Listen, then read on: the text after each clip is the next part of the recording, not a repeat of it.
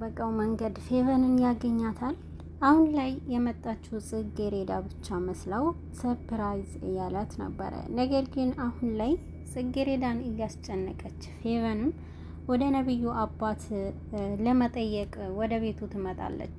እንግዲህ ጽጌረዳ ምንም ማድረግ ስላልቻለች ብቻ ወደ ነብዩ ቤት ፌቨንን ይዛት ትሄዳለች። ነብዩ ግን በጣም ደንግጦ ነበረ። ሰርፕራይዝ ሊያደርጋት ያሰበው ጽጌረዳን ነበረ።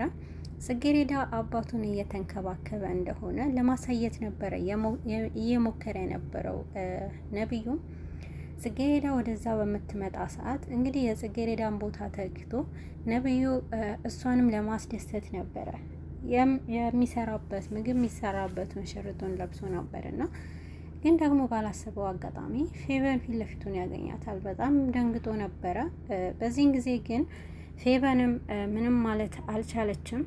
ስለ አባት መታመም ስሰማ ነው ደንግጬ ስሩጥ የመጣሁት ብላ ትነግረዋለች። በዚህ ሰዓት ምንም አማራጭ ስለሌለው ወደ ውስጥ እንድትገባ ያደርጋታል ማለት ነው። ፌቨን አሁን ላይ ወደዛ ቤቱ የመጣችበት አንደኛው መንገድ አሁን ላይ ነብዩ ከዛ ቤት ትንሽ ራቅ ብሏል ማለት ከትምህርቱ ትንሽ ከአባቱ ህመም በኋላ እየሄደ አልነበረም።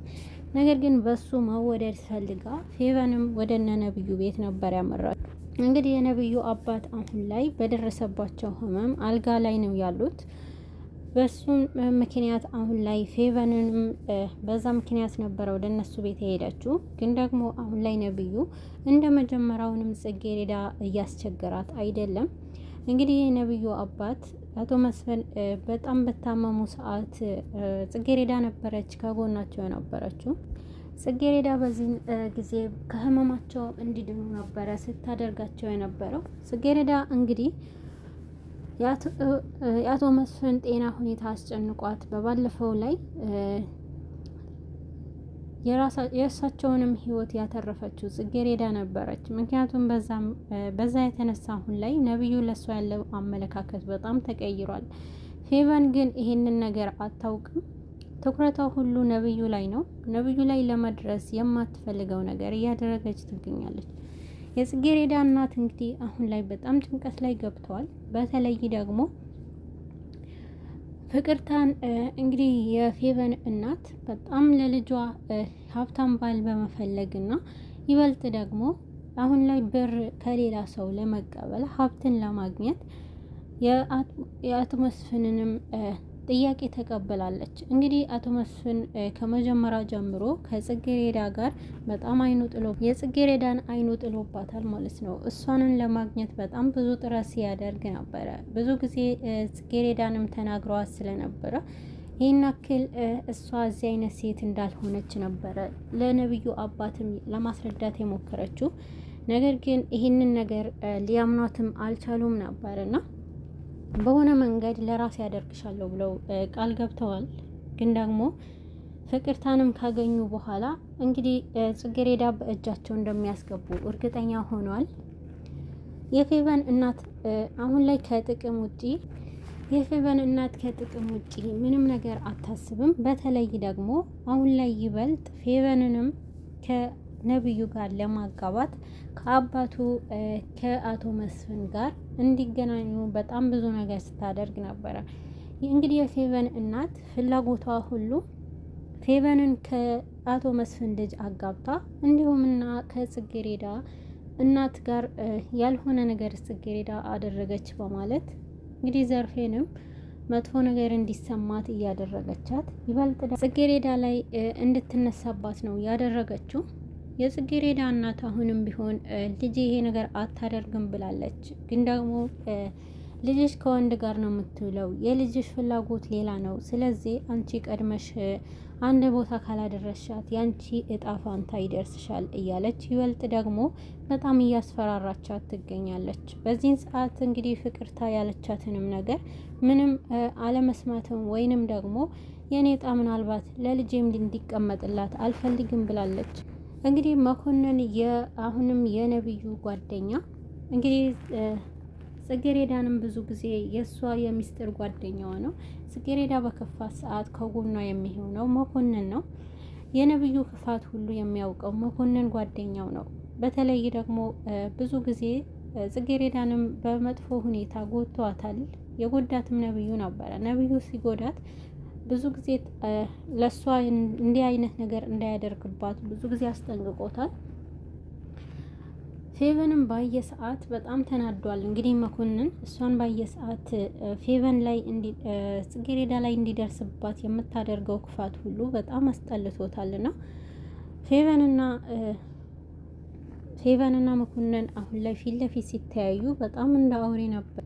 አቶ መስፍን ስለነበሩ ምንም ነገር ማድረግ አልቻለችም ማለት ነው። እሷ አሁን ላይ ፌቨን አማራጭ ስለሌላት ፊት ለፊቱ ሆና በጣም በርግጋ ነበረ ስታየው የነበረችው። አሁን ላይ ዘርፌ የጽጌሬዳ እናት በጣም ግራ ተጋብታለች። ወይዘሮ ፍቅርታ ይሄ ነገር እንዴት አድርገሻል? አስበሽበታል ወይ? ወይስ ስለ ጽጌሬዳ ነገርሻት ወይ? እያለች እያስጨነቀቻት ትገኛለች። ከመጀመሪያ ጀምሮ ፍቅርታ እዛ ቤት እነ ዘርፌ እዛ ቤት በመኖራቸው በጣም ብዙ ነገር እንዳደረገችላት ውለታ እንዳለባት ነበረና እየተናገረቻት ያለችው።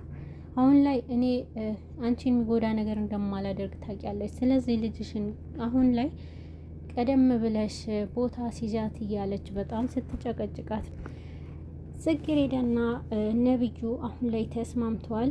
ነገር ግን ጽጌሬዳ አሁንም ነብዩን መፍራቷን አላቆመችም። ምክንያቱም ጽጌሬዳ ከመጀመሪያ ጀምሮ ነብዩ በጣም ብዙ ጊዜ እሷን ለመጉዳት ሞክሯል። ነገር ግን ብዙ ጊዜ ለመጉዳት ቢሞክርም እሷ ግን ምንም እንኳን ቢያደርገው ምንም መጥፎ ነገር ቢያደርጋትም እሱን አልተቀየመችውም ነበረ። ግን አሁን ላይ ይበልጥ እሱ እየቀረባት ይገኛል። ይበልጥ ደግሞ አባቱ ታሞ ጥሩ ሁኔታ ላይ እንዳልሆነ ከነገረችው በኋላ ለእሷ ያለውን ስሜት ተቀይረዋል ማለት ነው። ግን ደግሞ መኮንን አስጠንቅቆታል። ጽጌሬዳን ብትጎዳት ብሎ እያስጠነቀቀው ነበረ። እኔ እንደ ሌሎቹ ሴቶች የተሰማኝ ስሜት አይደለም እሷ ጋር ያለኝና እና ደግሞ ጽጌሬዳን አልጎዳትም ብሎ ለጓደኛው መኮንን ሲናገረው ነበር። ከቀናት በፊት እንግዲህ ነብዩ ጽጌሬዳን የሚጎዳበት መንገድ እግሬ ስር እንድትንበረከክና ጽጌሬዳ ደግሞ አንገቷ ደፍታ ማየት ፈልጋለሁ እያለ የነበረ ልጅ አሁን ላይ ግን መሬት አይንካሽ እያላት ይገኛል። እንግዲህ ጽጌሬዳ ከነብዩ ጋር ተግባብታለች። ከዚህ በፊት ያደረኩሽን ነገር ይቅርታ አድርጊልኝ ብሏታል። እሷም ይቅርታ እንዳደረገችለትና ያን ያክል ደግሞ እንዳይጨነቅ አድርገዋለች። እንግዲህ በሁለታቸው መሀል በጣም ደስ የሚል ጸጥ ያለ የፍቅር ጊዜ ገብተዋል ማለት ነው። ነገር ግን ነብዩ ፍቅር ይዞታል ከጽጌሬዳ። ጽጌሬዳ ግን አይኗ ውስጥ የሆነ የተለየ ስሜት ያላት ይመስላል። ግን ደግሞ ፌቨን ይሄንን ነገር አላወቀችም። ጽጌሬዳና ነብዩ አሁን ላይ ሰላም አውርደዋል። ግን ደግሞ መኮንን ካየ በኋላ ድጋሚ እንድትጎዳት አልፈልግም፣ ካሁን በኋላ እንደ ሌሎቹ ሴቶች እንድታያት ወይንም ከሳምንት አግኝታት እሷንም እንደ ሌሎቹ እንድትተዋት አልፈልግም ብሏታል። እንግዲህ መኮንን በጣም ተገርመዋል። እኔ ተቀይሬያለሁ፣ እንደ ሌሎቹ ሴቶች አላያትም ብሏል። ግን ደግሞ ይህንን ነገር ላንተ አላምንህም ብሎታል። ፌቨን የመኮንን አስተያየት በጣም የሚገርም ነበረ። ምክንያቱም መኮንን እሱን እንደሚጎዳት ጽጌሬዳ እንደሚጎዳት ስለሚያውቅ ዳግመኛ አሁንም ምንድን ነው ሴራ እያሴረባት ነው ብሎ ነበረ ያሰበው። እንግዲህ እሱ አሁን ላይ አስረድቶታል። ፌቨን ግን እዛ ቤት ከሄደች በኋላ ከአባቱ ጋር ስተዋራም ነበረ። መኮንንን ለመሸኘት ከወጣ በኋላ መኮንንና ጽጌሬዳ በጣም ቅርብ የሆኑ ሰዎች ናቸው። ሁለቱም በጣም የሚተሳሰቡና ሲከፋት ከጎኗ የሚሆን እሱም ሲከፋው ከጎኗ የምትገኘዋ ጽጌሬዳ ናት። አሁን ላይ በእነሱ መተሳሰብ ነብዩ ራሱ በሁለታቸው ቅርርብነት በጣም ፈገግ እያለ ሲመለከታቸው ነበረ። ነገር ግን በዚህ መሀል ነብዩ መኮንንንም ለመሸኘት ወጥተዋል። ግን ደግሞ መኮንን ሊሸኘው በወጣ ሰዓት እንግዲህ ሻይ አፍልታ ወደ ፌቨን ትወስድላታለች። ግን ደግሞ ፌቨን እቤት የተሞላቀቀችውንም ሁሌ ነብዩ እዛ ከወጣ በኋላ ግን ደግሞ ጽጌሬዳ ልክ እንደ ቤት እንደምታደርጋት ፌቨንንም ዝቅ እያደረገች ለጽጌሬዳ ስትሰድባት ነበረ። ምን እያደረግሽ ነው? እስካሁን ድረስ ሻይ መቼ ነበር አምጪ የተባልሽው? ምን ያንቀራፍሻል? እያለች በጣም ስትሰድባት ነበረ።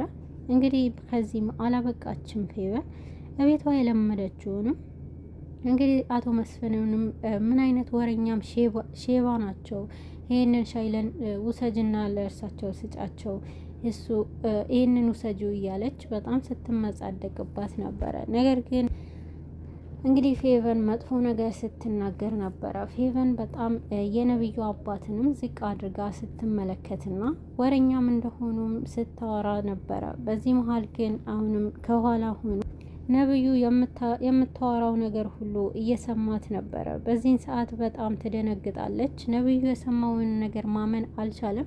እንግዲህ ጽጌሬዳ ከመጀመሪያ ጀምሮ ዝም እንድትል በፊት ለፊት ስታወራት ነበረ።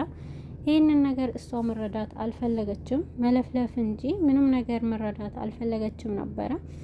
ስለ ነብዩ አባት ስለ አቶ መስፍን መጥፎ ነገሮች ማውራቷንም ሳታቆም እንግዲህ ወደ ኋላ ዞር።